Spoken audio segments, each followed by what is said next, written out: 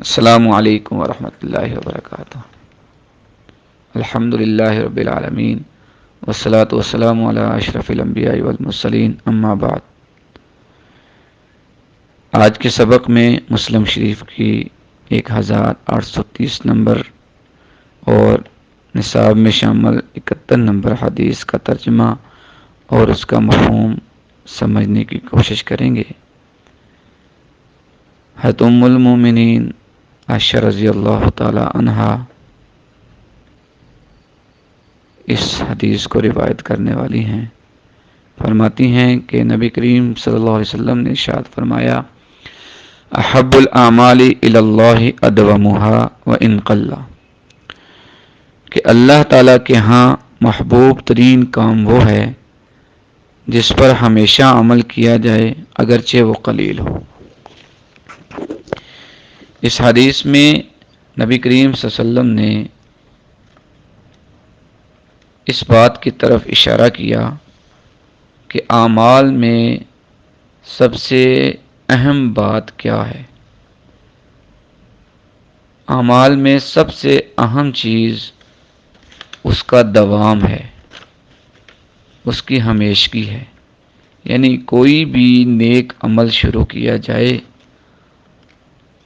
اس کو مستقل بنیاد پر شروع کیا جائے، پھر اس پر دوام اختیار کیا جائے، وہ عمل ہمیشہ ہمیشہ کے لیے اختیار کیا جائے۔ یہ نہیں کہ جذبات میں آ کر جب ایمانی جو کیفیت ہے وہ جوش میں آتی ہے، ولولے میں آتی ہے، تو کسی بھی عمل کی فضیلت سنتے ہیں تو وہ ہم عمل بڑا جوش و خروش سے کرتے ہیں۔ مثلا قرآن پاک کی تلاوت شروع کی تو ایک دن بیٹھ کر 8-10 پارے پڑھ لیے اور اس کے بعد مہینہ 2 مہینہ قرآن پاک کو ہاتھ ہی نہیں لگایا۔ نفلی عبادت شروع کی ہے تو ایک وقت میں بہت زیادہ نوافل پڑھ لیے اور اس کے بعد اکتاہٹ کا شکار ہو گئے اور 2-3 مہینے کوئی عمل کیا ہی نہیں۔ تو یہ عمل جو ہے اس کا جب کریں گے ثواب تو ہوگا، لیکن یہ پسندیدہ عمل نہیں بنے گا۔ پسندیدہ عمل وہی ہوتا ہے جو ہمیشہ ہو چاہے تھوڑا ہو۔ جو عمل بہت زیادہ ہو لیکن ہمیشہ کی بنیاد پہ نہ کیا جائے وہ اللہ کے نزدیک پسندیدہ عمل نہیں ہے۔ اور حدیث پاک میں بھی جو الفاظ آتے ہیں اس کا مفہوم یہی ہے کہ بہترین عمل یہی ہے کہ تم مستقل کرو اگرچہ تھوڑا ہو، کیونکہ اگر تم زیادہ عمل کرو گے تو اس کی تم طاقت نہیں رکھ سکو گے، پھر اکتاہٹ کا شکار ہو جاؤ گے۔ کیونکہ حدیث پاک میں الفاظ آتے ہیں کہ تم تو تھک جاؤ گے لیکن اللہ تعالیٰ ثواب دینے میں، اجر دینے میں نہیں تھکتا۔ تو اس سے معلوم ہوا کہ اگر ہم اتنا عمل اختیار کریں جس میں ہم تھکاوٹ کا شکار نہ ہوں اور اکتاہٹ کا شکار نہ ہوں، تو اس لیے میانہ روی بھی یہی ہے کہ ہم کوئی بھی عمل تھوڑا تھوڑا کریں لیکن اس کو مستقل کریں۔ اب اس بات کو ذرا سمجھیں۔ احادیث میں بہت سی روایات ایسی آتی ہیں کہ نبی کریم صلی اللہ علیہ وسلم نے کبھی کسی عمل کو محبوب ترین عمل کہا، کبھی کسی عمل کو محبوب ترین عمل کہا۔ مثلا حضرت معاذ بن جبل رضی اللہ تعالیٰ عنہ فرماتے ہیں کہ جب میں نبی کریم صلی اللہ علیہ وسلم سے جدا ہونے لگا، آپ نے ان کو گورنر بنا کر بھیجا کسی علاقے کا، تو میں جانے لگا تو میرا نبی کریم صلی اللہ علیہ وسلم سے جو آخری کلام تھا وہ یہ تھا، میں نے عرض کی یا رسول اللہ مجھے کوئی ایسا عمل بتائیں، اس کی خبر دیں جو اللہ کو پسند ہے، محبوب ترین عمل ہو یا افضل ترین عمل، اس کی مجھے خبر دیں۔ تو آپ صلی اللہ علیہ وسلم نے فرمایا کہ تمہاری موت اس حال میں آئے کہ تمہاری زبان اللہ کے ذکر سے تر رہے، یہ محبوب ترین عمل ہے۔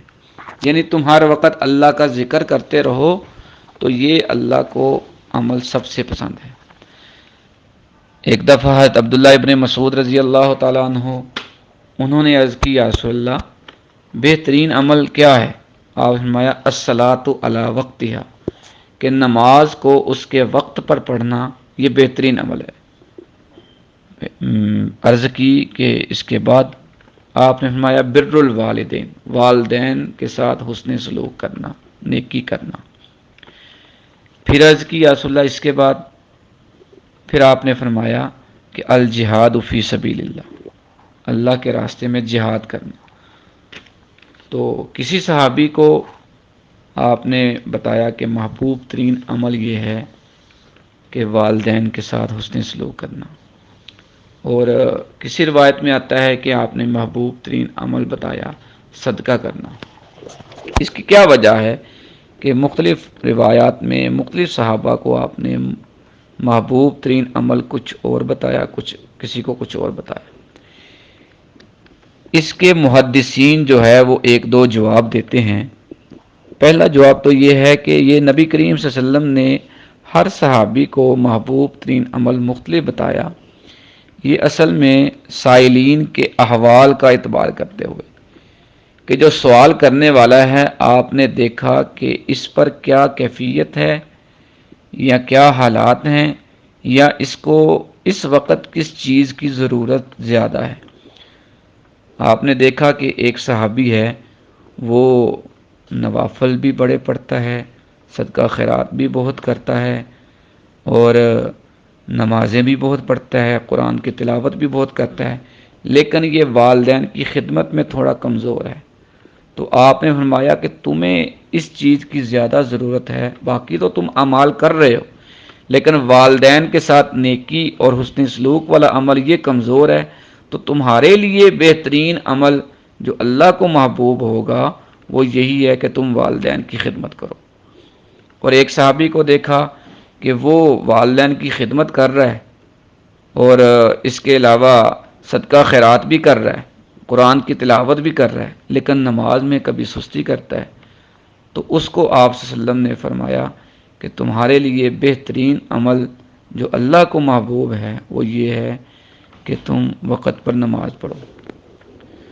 دوسرا جواب یہ کہ نبی کریم صلی اللہ علیہ وسلم نے وقت یا اوقات کے مختلف ہونے کی وجہ سے آپ نے مختلف عمل کو محبوب کہا۔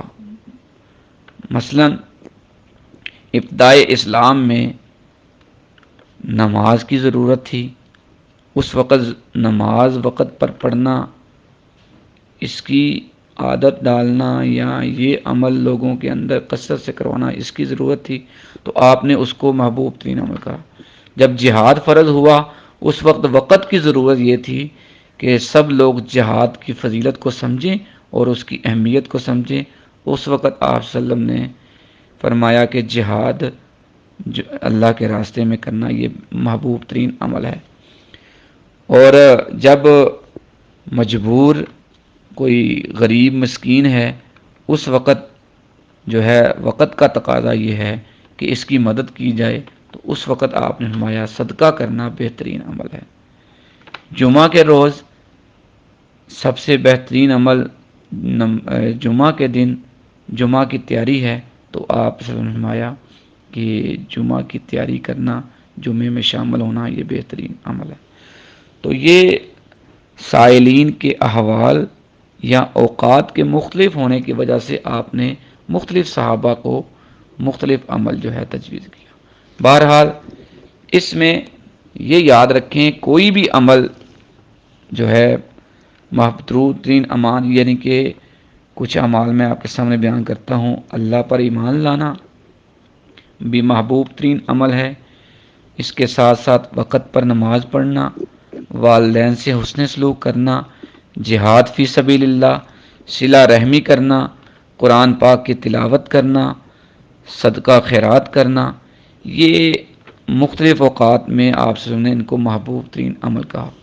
تو اس میں بہتر یہی ہے کہ ہم سب اعمال کو اختیار کریں اور تھوڑا تھوڑا اختیار کریں، اور اس میں ان سب میں محبوب ترین بات یعنی جو طرز عمل ہے وہ یہی ہے کہ اس کو مستقل بنیاد پر کیا جائے۔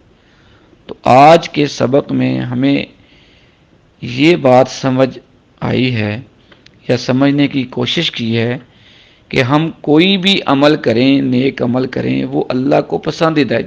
جس عمل کی ضرورت ہے یا جس کا وقت ہے اس کو اس کے وقت میں کیا جائے وہی بہترین ہوتا ہے، لیکن اس کا طرز یہ ہے، طرز عمل ہمارا یہ ہونا چاہیے کہ اس کو ہم ہمیشہ کی بنیاد پر اختیار کریں۔ تو اللہ تعالیٰ سے دعا ہے کہ اللہ تعالیٰ ہمیں اپنے اعمال میں مستقل مزاجی اختیار کرنے کی توفیق عطا فرمائے۔ وما علینا الا البلاغ المبین۔ والسلام علیکم ورحمۃ اللہ وبرکاتہ۔ جی السلام علیکم ورحمۃ اللہ۔ جی اس آج کے سبق میں ایک اور بات کا اضافہ کر سکتے ہیں کہ اگر ہم کسی بھی عمل کو مسلسل کرتے ہیں، مستقل کرتے ہیں، تو اس کے کیا فوائد حاصل ہوں گے، کیا ثمرات ہوں گے؟ تو علماء نے اور محدثین نے اس حدیث کے ضمن میں کچھ فوائد ذکر کیے ہیں کہ اگر ہم کسی بھی عمل کو مستقل کرتے ہیں تو ہمیں یہ فوائد حاصل ہو سکتے ہیں۔ نمبر ایک، اس سے ایمان میں اضافہ ہوگا، یعنی کوئی بھی عمل ہم مستقل کرتے ہیں تو آہستہ آہستہ ہمارا ایمان بڑھتا جاتا ہے۔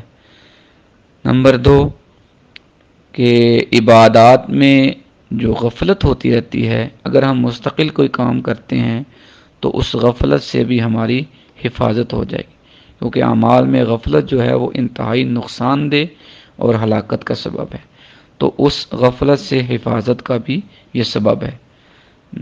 نمبر تین، یہ مصیبت کے وقت میں جب قیامت کے دن ہم کسی مصیبت میں ہوں گے، اعمال کا حساب کتاب ہوگا، تو ہماری یہ مستقل مزاجی جو ہے کسی بھی عمل میں یہ نجات کا سبب بنے گی۔ نمبر چار، یہ تو اس پہ تو ہم نے بحث کی کہ اللہ کی محبت حاصل کرنے کا سبب بھی یہ، یعنی اللہ کا محبوب ترین عمل جب یہ ہے تو اس سے اللہ تعالیٰ کی محبت بھی حاصل ہوگی۔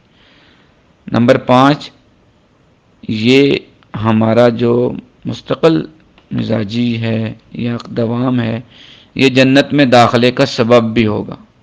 نمبر چھ، اور ہمارے گناہوں کے لیے یہ کفارہ بھی ہوگا، کیونکہ قرآن پاک میں آتا ہے ان الحسنات یذہبن السیئات، کہ جو نیکیاں ہوتی ہیں چھوٹی چھوٹی وہ ہمارے گناہوں کو مٹا دیتی ہیں۔ نمبر سات، کہ ہمارے اچھے خاتمے کا، خاتمہ بالخیر کا سبب بھی بنے گا۔ اللہ تعالی ہمیں عمل کی توفیق عطا فرمائے۔ والسلام علیکم ورحمۃ اللہ وبرکاتہ۔